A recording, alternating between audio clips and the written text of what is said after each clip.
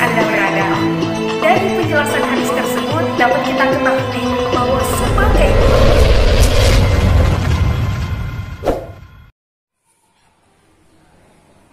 Assalamualaikum warahmatullahi wabarakatuh.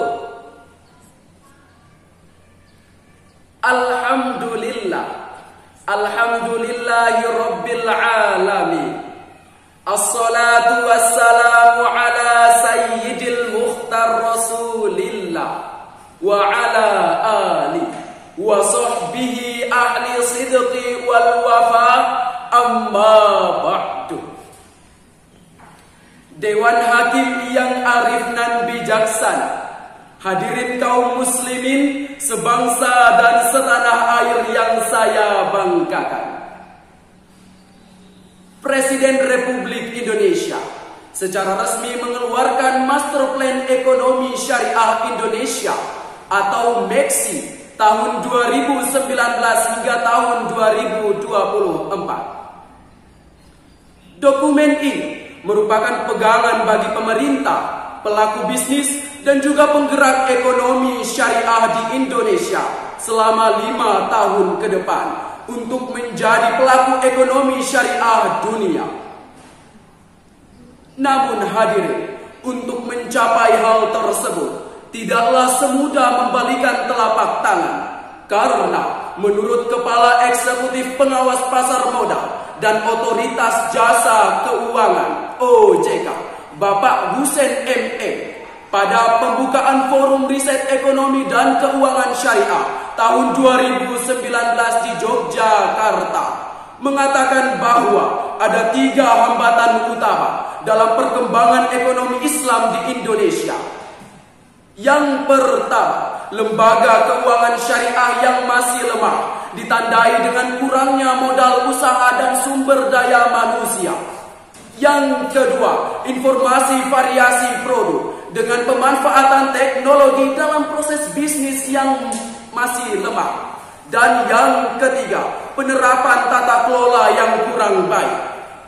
Diperparah lagi, data dari Dewan Syariah Nasional Majelis Ulama Indonesia yang mengatakan bahwa perkembangan ekonomi syariah di Indonesia pada kuartal 1 tahun 2019 terbilang stagnan bahkan menurun. Hal ini dilihat dari market share perbankan syariah nasional yang hanya mampu mencapai 5,94% di awal tahun 2019. Selain itu, menurut Global Islamic Economic Indicator, bahwa Indonesia masih berada pada urutan ke-10 dan sebagai player industri halal dengan poin 45. Sedangkan pada urutan pertama terdapat Malaysia dengan poin 127. Hadirin, dari data di atas menggambarkan kepada kita bahwa banyaknya permasalahan yang harus kita hadapi dalam mengembangkan ekonomi Islam di negara kita tercinta ini. Oleh karena itu, tergugah hati saya untuk menyampaikan sebuah syarahan yang berjudul Ekonomi Islam dalam Pembangunan Nasional dengan landasan Al-Quran Surah Ali Imran ayat 130. A'udzu billahi minasyaitonir rajim. Bismillahirrahmanirrahim. Ya ayyuhalladzina amanu la ta'kulur riba adha'afan mudha'afa wattaqullaha la'allakum tuflihun. Shadaqallahul azim. Yang artinya, wahai orang-orang yang beriman, janganlah kamu memakan riba dengan berlipat ganda, dan bertakwalah kepada Allah agar kamu beruntung. Hadirin kaum muslimin sebangsa dan setanah air yang saya banggakan, asbabun nuzul dari ayat ini diketengahkan oleh Farabi dari Mujahid berkata bahwa mereka sering melakukan transaksi jual beli hingga waktu tertentu. Jika waktu tersebut telah sampai, mereka tambah harga dan memperpanjang waktunya. Sehingga turunlah ayat ini untuk melarang hal tersebut yang terangkai dalam kalimat la ta'kulur riba adha'afan mudha'afa. Janganlah kamu memakan riba dengan berlipat ganda. Maksudnya ialah dirham yang berlebihan. Jelas Allah Subhanahu wa ta'ala melarang orang-orang yang beriman untuk melakukan dan memakan riba dengan berlipat ganda.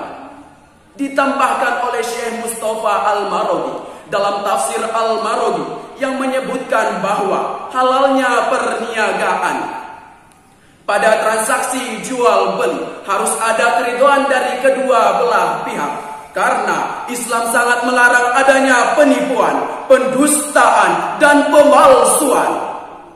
Hal ini yang menunjukkan kepada kita bahwa ayat ini adalah ayat yang tepat dalam mengembangkan ekonomi Islam di negara kita tercinta ini. Lalu, apakah perekonomian Islam adalah sistem yang baru?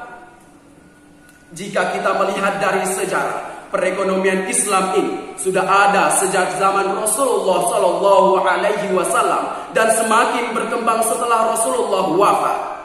Mulai dari masa Khulafaur Rasyidin, dinasti Umayyah, dinasti Abbasiyah, dinasti Utsmaniyah, kerajaan Mamalik di Mesir, kerajaan Murabbikin dan Muwahhidin di Maroko, kerajaan Mongol di India, dan di Asia telah mempraktikkan ekonomi Islam ini hingga mencapai puncak kemakmuran dan puncak kesejahteraan. Lalu timbul pertanyaan, bagaimana dengan negara kita tercinta ini?